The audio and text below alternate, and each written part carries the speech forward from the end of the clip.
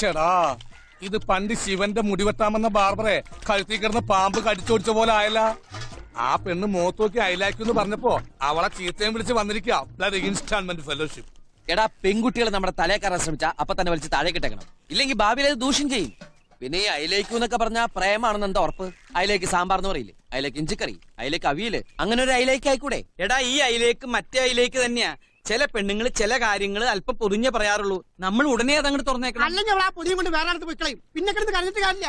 അതെ, നിന്റെ മനസ്സിൽ പൊതിഞ്ഞു വെച്ചേക്കണ സ്നേഹം എത്രയും പെട്ടെന്ന് നീ തുറന്നു കാണിക്കണം. പിന്നെ സ്നേഹം മണ്ണാങ്കട്ടാണ് കുതിരയോട്.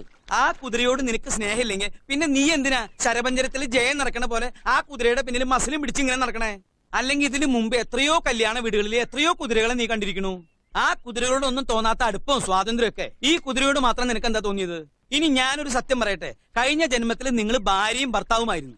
നിങ്ങൾക്ക് 5 കുട്ടികളും ഉണ്ട്. അത് തനിക്ക് എങ്ങനെ അറിയാം? അന്ന് ഇവന്റെ ഇളയ മോൻ ഞാനായിരുന്നു. ടിൻഡു എന്നായിരുന്നു പേര്. മാസ്റ്റർ ടിൻഡു മോൻ നഴ്സറി പഠിക്കുമ്പോ ഷുഗർ വന്ന് മരിച്ചു. ഏത് സ്കൂളില്? Little flower convent girls high school Nadathara. അതുകൊണ്ടാ ഞാൻ പറയണേ, നീ വേഗം കല്യാണം കഴിക്കും. അച്ഛനും എഴുന്നേറ്റേ. എനിക്കൊരു അമ്മയുടെ അച്ഛന്റെയും വാത്സല്യം കിട്ടിയിട്ടില്ല.